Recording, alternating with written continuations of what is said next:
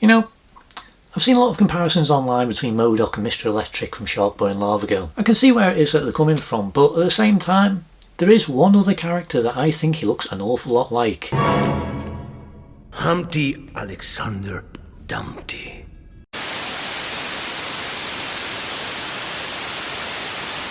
Hello guys, welcome back to Rewind Reviews. Now I'm a little bit late to the party with this one, but it's finally here and it's a movie that I do want to talk about. It's a brand new movie that came out in 2023 and that is Ant-Man and the Wasp: Quantumania. The third instalment of the Ant-Man franchise sees Scott Lang and Hope Van Dyne, along with Hope's parents Hank Pym and Janet Van Dyne, and Scott's daughter Cassie, accidentally sent to the quantum realm, where they interact with strange creatures and embark on an adventure that goes beyond the limits of what they thought was possible. Peyton Reed returns once again to direct, alongside screenwriter Jeff Loveness, and stars Paul Rudd, Evangeline Lilly, Michael Douglas, Michelle Pfeiffer, Jonathan Majors, Kathryn Newton, Bill Murray, Katie M. O'Brien, David Dastmalchian and William Jackson Harper. So 2023 sees the beginning of the MCU's Phase 5. It's genuinely quite shocking that we are already in another phase, considering the last phase only lasted 2 years, but considering how many projects are actually in that phase alone, I'm not really surprised how quickly we've actually got onto the next one. It's so strange to think that Phase 4 is over and done with, considering there wasn't really much of a build up and there wasn't really sort of a payoff or culmination of everything. We're just straight into Phase 5. But it's finally here and we're kicking things off with the third Ant-Man movie. And when it comes to the Ant-Man movies overall, I think they're actually pretty underrated. I actually really like the first movie. I'd definitely say it's one of my favourites when it comes to a lot of the earlier movies. And when it comes to Ant-Man and the Wasp, I personally don't think it's as good as the first movie, but I do think it does have some really solid moments. They definitely could have done a lot more with it, but considering that movie was literally coming off of Infinity War, which is one of the heaviest movies of the MCU, it does make sense that they wanted a palate cleanser in a way, so they wanted something a bit lighter and a bit more funnier. And it was entertaining. I think there are some really memorable moments, so I do enjoy it for what it is, but it isn't as good as the first one. And now with Quantumania, which is the third instalment of this franchise, we are delving a lot deeper into the quantum realm, which is something that was introduced in the first movie, was expanded in the second film, and now we're getting to properly explore it in this one. And not only that, we are getting introduced to Kang the Conqueror, who is being set up as the big bad over the next 3 phases, the multiverse saga. So this is a significantly bigger movie than the previous 2 films. There's a lot riding on it.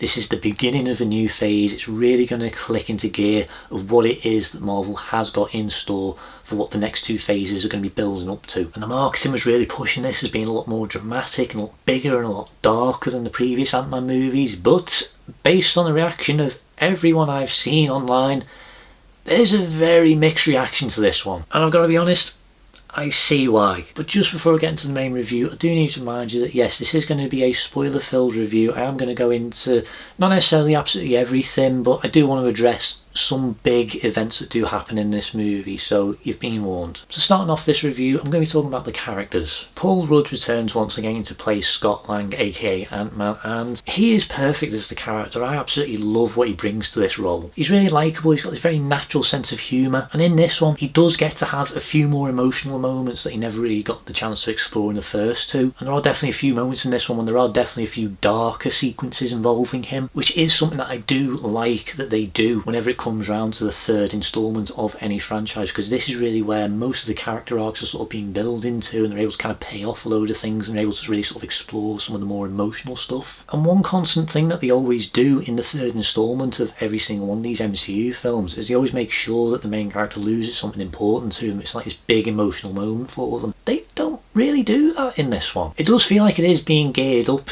towards something very specific happening to him, and it did feel like that is where it was going, but they sort of like course correct, and that's not the ending that we ultimately get. And a large part of that is his story with Cassie, his daughter. Cassie this time around is played by Kathryn Newton, who is the 3rd actress to actually play this role. In terms of characterisation, it is a little bit underwhelming considering a lot of her development happened off screen. We never really got to see her developing into the character that she is now, most of which isn't even really sort of shown, it's just told to us through a load of exposition scenes. And in terms of her performance, I think Kathryn Newton is fine in the role, but I do think the performance overall is a little bit underwhelming. It's actually quite a similar story with a lot of the characters in this one, but with her specifically, it did make me question why they needed to recast. I've got nothing against Kathryn Newton. I think she is a fantastic actress. I think she's done some brilliant performances over the years, but with her performance in this and the direction that they've gone with her character, I genuinely can't see why it is that they needed to recast the character. Even though it was just a really small part, I thought Emma Thurman was brilliant in the role that she had in Endgame as Cassie. And I also think it was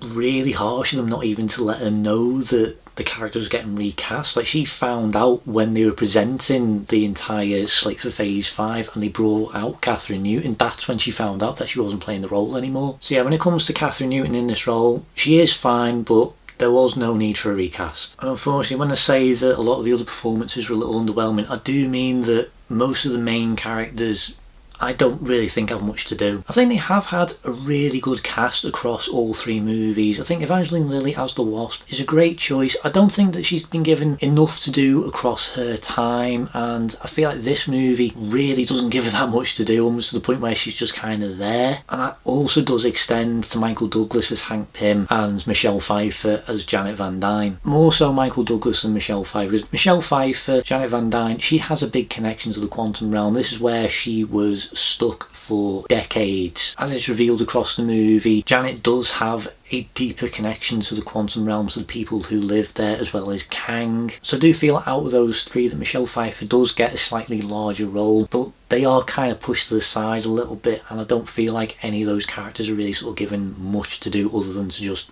be there on screen. It also kind of feels like there's a lot of contradictions to their characters in this movie as well, especially with Janet, who almost seems like a slightly different character this time around, because she was quite happy sort of sending Scott to go into the quantum realm to like source energy and all sorts for Ghost, who doesn't even appear in this movie, but now she's saying no, you can't go into the quantum realm, you can't do that because there's all this stuff going on. So it feels a bit odd why she suddenly changed like that. And they do try and build up a lot of suspense and mystery with her character in the way that she keeps talking about these dangers within the quantum realm, and she can't tell people there's something that she didn't tell them all these years, and this is sort of this thing that's sort of built up over time, but it kind of just feels like it's just there just to try and build up suspense, and it doesn't really work for me. And a lot of the supporting characters who were introduced in this movie, all the freedom fighters, I don't think they're really given that much to do either, because for starters we've got Bill Murray in this movie and he only actually has one scene. Like, the trailers were sort of like hinting that maybe he has a slightly larger role, but that scene is literally all he's in, to the point where it's sort of like,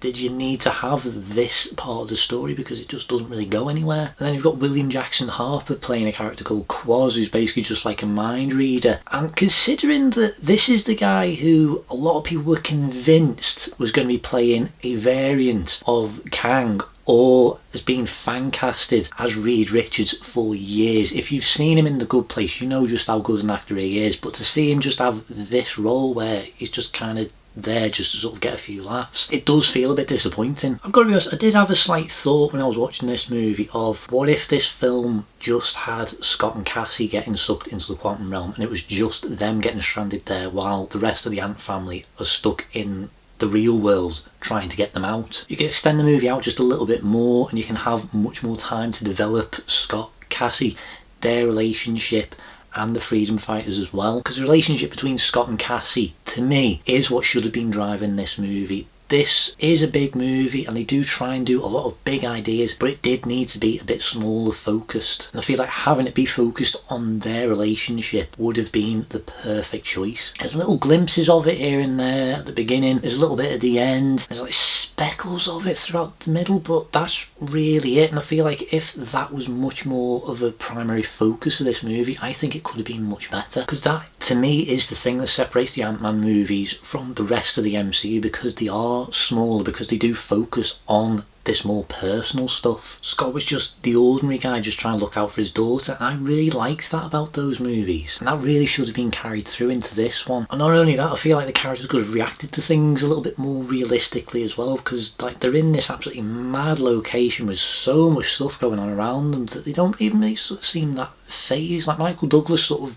does a little bit here and there, but that's really it. And it's not necessarily just about them reacting to the environments around them, it's some of the more like just emotional sequences as well, because there's a scene where Scott could potentially be saying goodbye to Cassie before he jumps into this machine. He doesn't really sort of react or anything to it, and I feel like maybe they could have just had like a shot of like him just like he's putting on a brave face whenever he's like looking at her and he's still sort of smiley and goofy, but the minute he turns around just before he jumps into this machine, you could just have a moment where just sort of focusing on his face and you just see his face just drop, and I feel like that might have actually worked a little bit better and it might have helped sort of humanise him just a little bit more within this film. So yeah, I was a little bit disappointed with the characters in this one, but there is one performance in this movie that really does stand out above everyone else in this movie, and that is Jonathan Majors as Kang. I think Jonathan Majors is absolutely fantastic as Kang. He's really menacing, he has this great presence on screen. It feels very different from when we last saw him as He Who Remains in Loki. So they really are getting to show off the range that Jonathan Majors does have, considering that they probably are going to have a lot more variants within many different movies in the future sometime. So they need somebody who does have the capabilities to do that. I'm not really that familiar with Jonathan Majors, to be honest. I've never really seen him outside of his performance in Loki, so this is kind of my first time really sort of seeing him do something a bit different to that, so it is really cool getting to see him actually play something very different. And I also really appreciate that this is one of the few villains where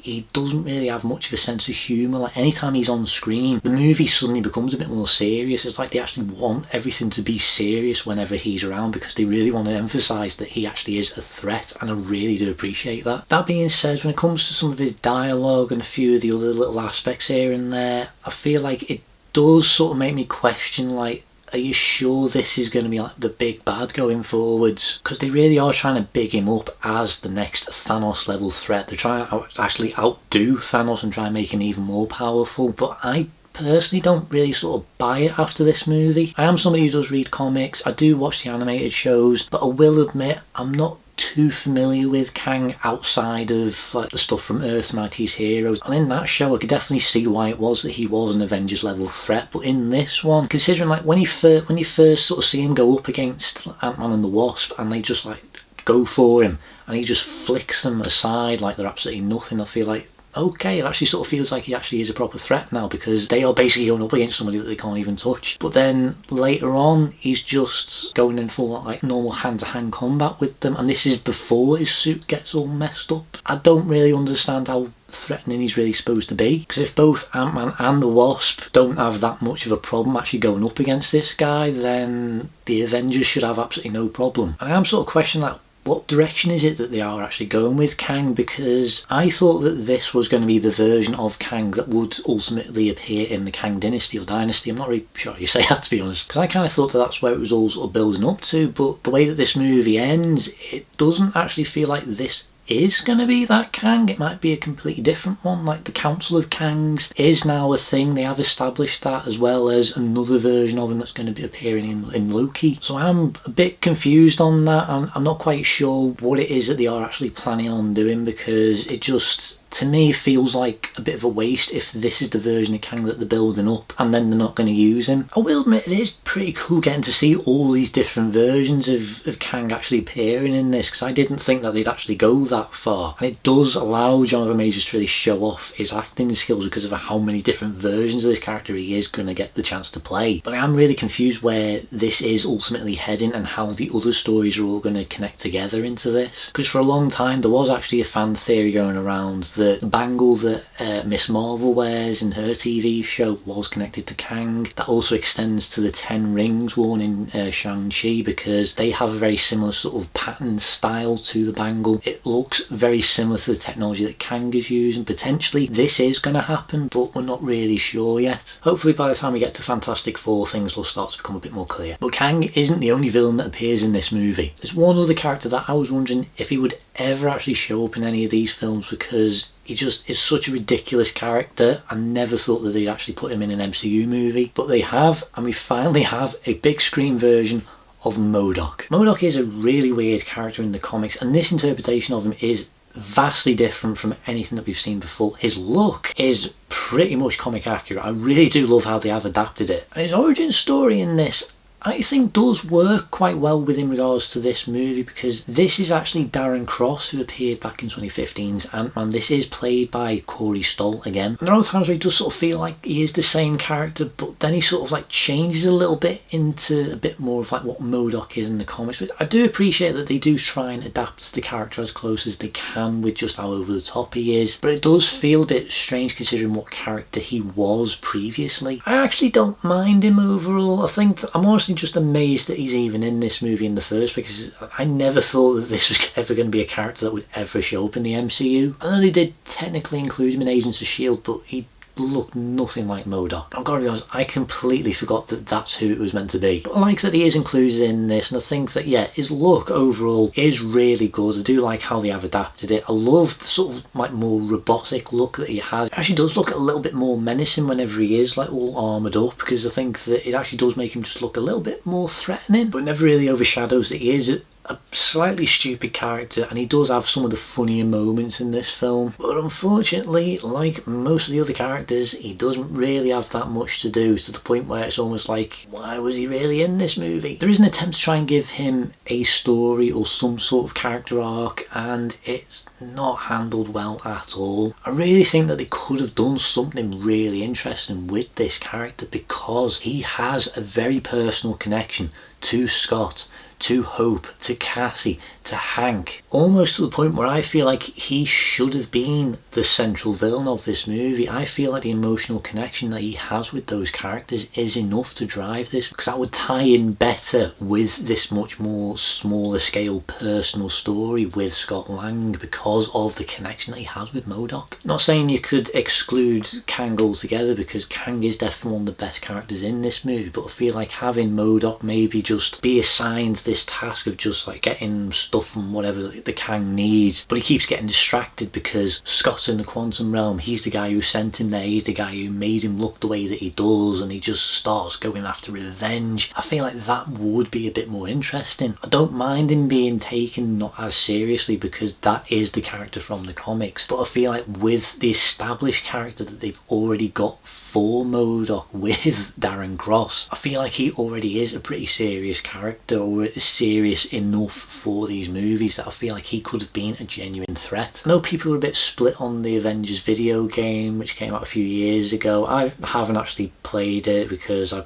really don't want to, based on everything that I've heard of it, but I have seen a few cutscenes. I have seen a lot of sequences that involve Modoc, and I think that they actually do take him very seriously, and I think that he is quite a threatening villain in that game. So it is definitely possible to do that with this character, and especially with it being Corey Stoll's Darren Cross, it really could have worked, and I feel like that might have made this a lot better, because I really feel like there was some potential with this character, and I'm really disappointed because he just is a very throwaway character in this, and I really feel like they could have just done so much more with him. And I also feel like it would have helped with Cassie a bit more as well, because her first encounter with Darren was like this monster that just like appeared in her room just trying to threaten her and try and get her dad. I feel like that could have had a really big impact on her as well, like having her realising who it is and actually having a moment of like a flashback of like, oh my god, this is the guy who tried to kill me. There was a lot of wasted potential with Modoc and what it is that he could have brought to this movie and what he could have done for the characters of Scott and Cassie. So overall with him, I think that the design for him is great. It is a really great adaptation from the comics, but I just think that the way that they went with him and his story overall, I'm not on board with. It is actually not too far off what my overall thoughts for this movie really are, because I did think that this movie was disappointing. There is a lot of potential for this movie and this story, what they were trying to do, but I just don't feel like they really met that potential. Because not only is this the first movie of Phase 5, this potentially could be the last Ant-Man movie, because Marvel does have a habit of wrapping things up after 3 movies. They have started doing 4th ones, so potentially we could get an Ant-Man 4. But if this genuinely was the last Ant-Man movie, it doesn't feel like that whatsoever. This movie is so much more focused on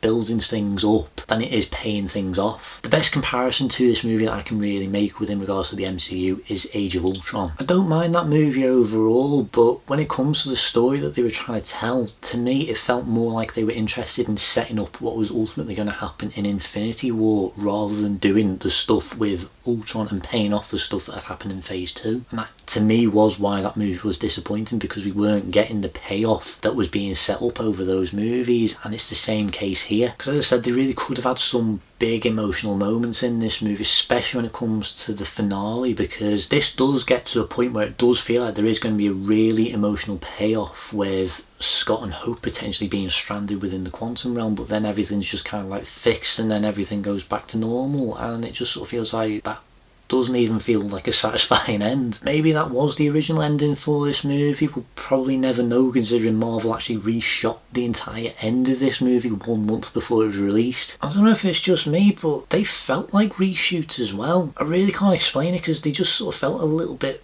out of place. I do feel like a large part of that might be because of the editing, because the editing in this movie's not fantastic. It is fine overall, don't get me wrong, but there are sequences that do feel a bit odd why they are sort of like left in the way that they are. Because like there's a scene where Scott and Cassie get dragged into this camp where all the freedom fighters are. Scott's panicking, like, where's Cassie, where's Cassie, where's Cassie? And then next, you know, it sort of cuts to Cassie and she's got like all this goo down her face and she's like, Dad, drink the goo. And then he's like, what? And then it cuts away to what's going on with Hank, Janet and Hope. And then a little while later it cuts back to the camp and then it just continues off from where that scene was. It just, to me, it felt messy how it was handled. So I do kind of get the impression that this is one of those movies where Marvel were a lot more involved in the actual story development because they weren't entirely sure of what it was that they wanted. They are very well known for being very indecisive on things to the point where they will take up as much time as possible, where they will just reshoot things, and that's why the VFX artists never get enough time to really do anything, because Marvel can never make up their minds. And this is definitely one of those movies where it is a lot more noticeable than others. But speaking of the effects in this movie, compared to things like Love and Thunder and She-Hulk and Moon Knight and things like that, this does actually feel a little bit better. I do think that visually it is actually really good. There is some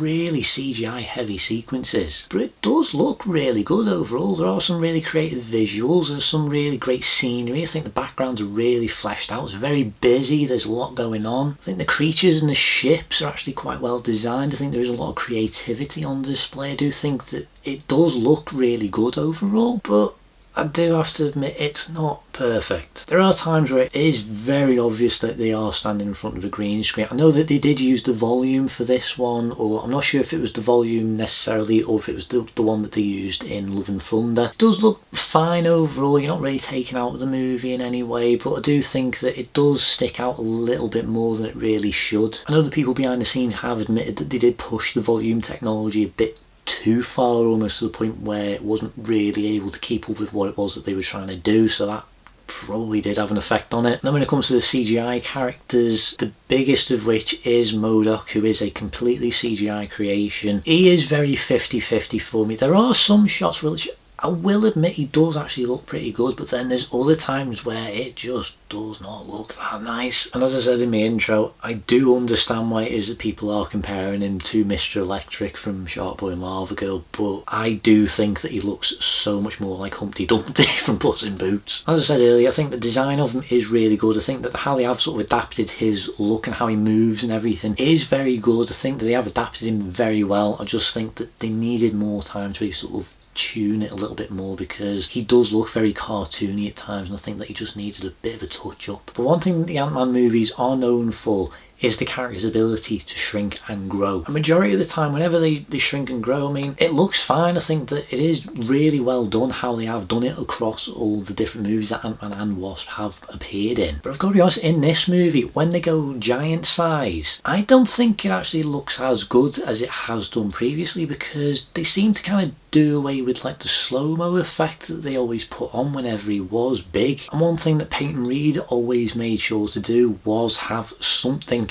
in shot to make sure that you understood how big or small he was in any given moment. Because like in the first movie, whenever you see him on screen, whenever he's tiny, he always has something in shot with him to show the scale, like the bath plug or a screw. And when he's giant, he's in the airport surrounded by planes, or he's within buildings and he's jumping on vans and cars and all sorts. There isn't any of that in this one, so it doesn't really sort of hit you that he is giant at this point in time. On a slight side note, I do need to question why it is that in Ant-Man and the Wasp they mentioned that Scott basically slept for several days after going in giant mode because of just how much stress it put on his body, and yet it never affects him ever again. So I don't really understand why it is that they needed to put that information in this, because both him and Cassie go giant mode and both of them seem pretty fine after they've done it. So during that scene where you see both of them be in giant mode and like they run together and give each other a hug, to me it doesn't even feel like they really are giant mode. Like the sound effects are trying to make it sound like it is, but visually in the way that they move and everything, it just, to me, it just isn't sold. But outside of that stuff, I do think that overall visually it is very good. I do think that the effects are much better than some of the previous installments in the MCU, but I just think that they really could have just had a bit more time to have been worked on and just touched up a bit more. I do have to mention the costumes in this movie, because the Ant-Man movies have actually had some pretty good designs when it comes to like the Ant-Man and Wasp costumes. Like the first Ant-Man suit is definitely one of my favourite superhero costumes in the MCU. I'm actually not a big fan of the changes that they've actually made to it in this movie. It's a lot busier, there's a lot more stuff going on. Like pretty much every other costume in the MCU now, it's all like a nanotech thing, so he's able to like just like push a button and it all just goes and then he's just wearing it. But I do like how accurate the costumes are. I do like that, especially with the Wasp, I think that her costume is a lot more brighter and a lot more colourful than it was in Ant-Man and the Wasp. I do like that change because it does look a lot more accurate. And then when it comes to Kang, I think that how they've adapted him, he looks incredible. I do think that the costumes in the MCU are one of the strongest things that the MCU does have going for it, and I really do love what it is that they have done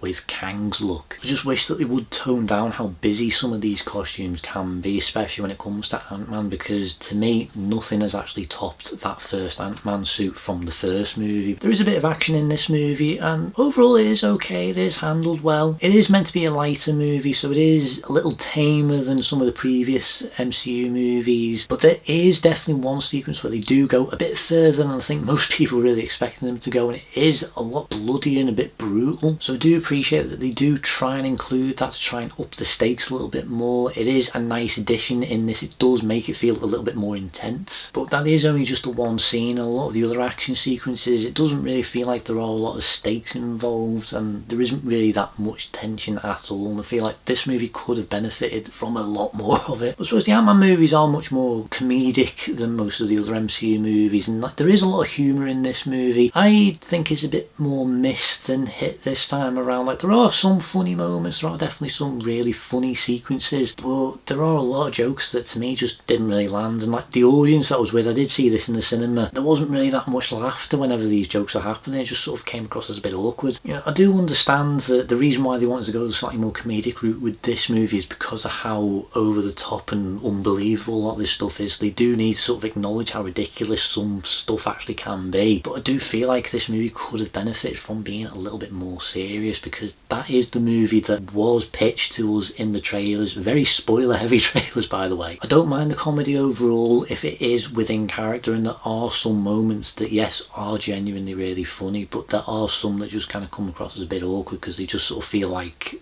they're just there just for the sake of being there. I do want to very briefly mention the music in this movie by Christopher Beck. The soundtracks for the Ant-Man movies I've actually really liked. I do love the Ant-Man theme. I think it is a really great superhero theme. It really suits the character with the way that it does have a lot of heist influence to it. The soundtrack with this movie definitely takes a slightly more Thor Ragnarok route, where it's a lot more synthy and it sort of like enhances the more sci-fi elements. It does sound fine overall. I do think it does suit the tone of this movie and the overall look. It really does fit every scene that it is used in, but it's not really that memorable. And when it comes to the Ant-Man theme and the Wasp theme that was introduced in Ant-Man and the Wasp, it's barely really in this. Like, there's a few notes here and there. Like, in the credits I noticed it a bit more, but I didn't really get much of that theme, which is a bit disappointing. As I said, like, it is definitely one of my favourite MCU themes, so I really feel like they could have just included it a bit more. It could have been a bit more prominent in this film. But the soundtrack is fine overall, and I do like the music that they have used throughout it, because it does fit the movie very well. Overall, I think this movie is fine. It's not an absolute train wreck in the way that some people have said that it is, but I wouldn't necessarily say it was a really good movie either. I'm very much on the fence with it. There's some good elements in it, there's a lot of potential for what it is that it could be, but there is a lot of stuff going against it, and I just feel like it really doesn't live up to the potential that this movie really did have. The performances are mostly good. Jonathan Majors as Kang is absolutely brilliant. I'd love to see more of him, which we are going to get. I think the designs and creativity on display are really good. I do like the costumes overall. I think the music is fine, but the overall story is a little bit all over the place, and some of the characterizations feel very different from what was previously established in previous movies. And just to reiterate, the effects are mostly good, but I do think that they really could have done with a bit more work. The movie overall is fine. There are some fun moments, and there are definitely some glimpses of the movie that this could have been, but I personally did find it a little bit disappointing overall. So with all that being said, my rating for Ant-Man and the Wasp: Quantumania is a 6 out of 10. It's not a bad movie overall, but I just don't think that it's particularly that really good. I just think that it is fine overall. There are some people who have genuinely really liked it, so I would recommend giving it a go if it does sound like something that you would be interested in. So I would recommend checking it out at least once. This is a big movie, and if you can, I would recommend seeing it on the cinema, because that is where it is designed to be seen, so I would recommend seeing it in the big screen if you can, but I wouldn't necessarily say that this was an essential watch. Well, that is pretty much everything I've got to say for today's episode, so if you enjoy this content, please like, please subscribe, hit the notification button to keep up to date on everything that's going on here. If you've seen Quantumania, let me know down in the comments what you think about it. Also, if you have any suggestions for any future Rewind reviews you'd like to see me do, let me know down in the comments and I'll try and get around to them. I've got some fun reviews planned coming up, so keep an eye out for those ones. But until then, thank you so much for watching, and I'll see you next time on Rewind Reviews. See you guys.